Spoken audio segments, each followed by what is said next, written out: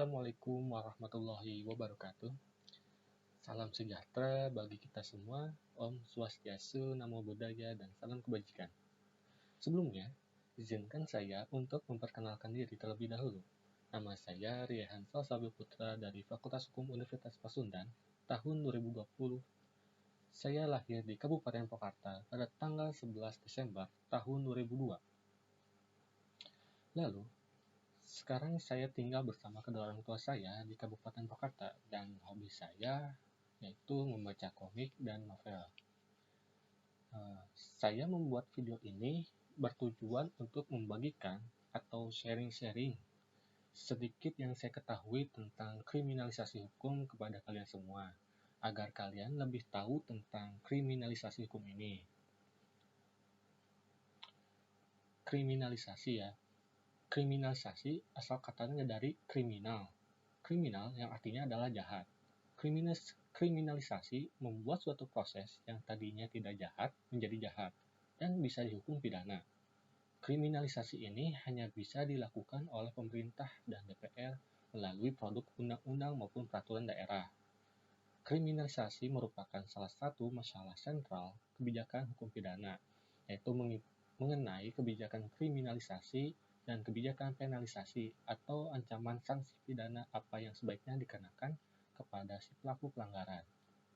Kriminalisasi menurut Sudarto adalah penetapan suatu perbuatan yang awalnya bukan merupakan tindak pidana menjadi tindak pidana.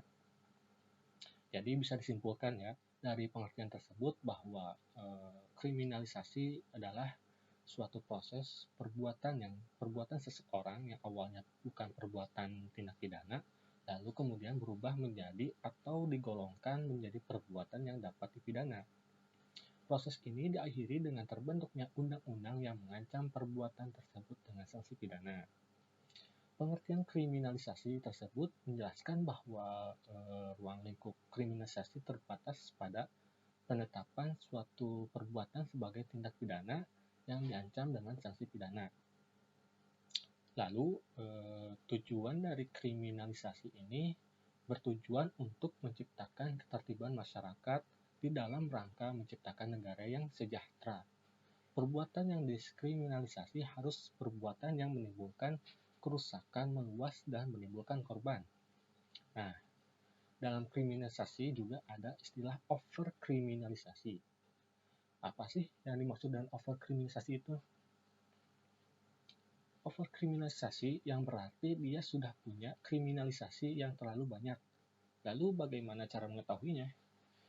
Yaitu dengan cara melihat dari undang-undangnya saja. Seberapa banyak undang-undang yang mengatur perbuatan tersebut, dan kalau itu dilanggar bisa dikenakan hukuman. Seperti yang kita ketahui bersama bahwa apabila kita punya banyak aturan pidana, tentunya akan berbahaya. Mengapa berbahaya? Karena ruang gerak dan kebebasan akan terbatas, karena sudah banyak undang-undang yang mengatur perbuatan-perbuatan kita. Oke, selanjutnya saya akan bahas tentang kriteria umum dari kriminalisasi. Jadi, dalam menetapkan suatu perbuatan itu sebagai tindak kriminal, perlu memperhatikan kriteria umum yang diantaranya.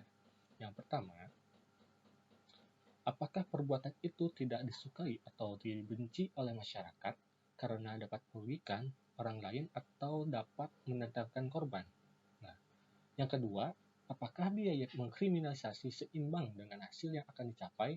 Artinya itu biaya pembuatan undang-undang, pengawasan, dan penegakan hukum serta beban yang dipikul oleh korban dan pelaku kejahatan itu sendiri harus seimbang dengan situasi tertib hukum yang akan dicapai. Lalu yang ketiga, apakah akan makin menambah beban aparat penegak hukum yang tidak seimbang dengan situasi tertib hukum yang akan dicapai? Dan yang terakhir, yang keempat, apakah perbuatan-perbuatan itu menghambat atau bahkan menghalangi cita-cita bangsa Indonesia sehingga merupakan bahaya bagi keseluruhan masyarakat? Nah, kita harus ingat kriteria ini. Jangan anggap ini adalah hal yang sepele, karena ini sangat penting bagi kehidupan kita. Takutnya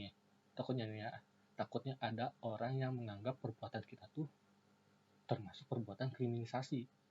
Nah, kan kita bisa membantah apakah perbuatan kita tuh menghambat cita-cita bangsa atau tidak, atau perbuatan kita itu merugikan orang lain atau tidak, apakah perbuatan kita itu mendatangkan korban atau tidak. Ya, makanya itu jangan dianggap sepele ya. Jadi harus ingat baik-baik kriteria umum tersebut ya. Nah, tadi kan udah bahas pengertian, tujuan, kriteria umum, satu lagi sama asas-asas dari kriminalisasi.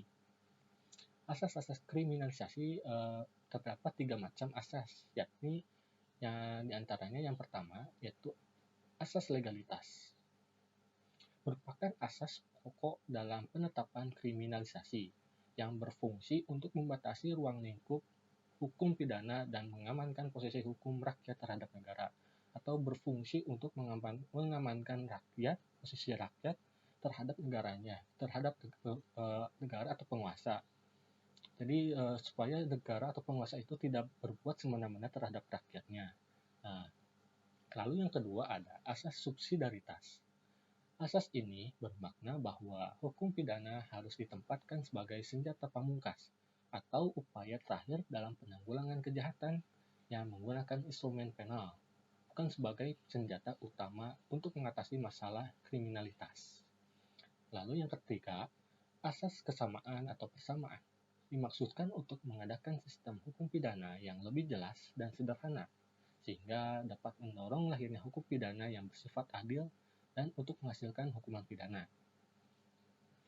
Nah, usai sudah pembahasan kali ini hanyalah sedikit informasi yang saya ketahui. Sebenarnya masih banyak ya materi-materi masih banyak pembahasan tentang kriminalisasi hukum tersebut, namun saya hanya men-sharingnya hanya sedikit saja agar kalian semua mengetahui dasar-dasar dari kriminalisasi hukum tersebut. Mudah-mudahan pembahasan kali ini bermanfaat bagi kita semua. Mohon maaf apabila adalah salah kata atau pembahasannya kurang jelas. Dan terima kasih atas perhatiannya. Akhir kalam, wassalamualaikum warahmatullahi wabarakatuh.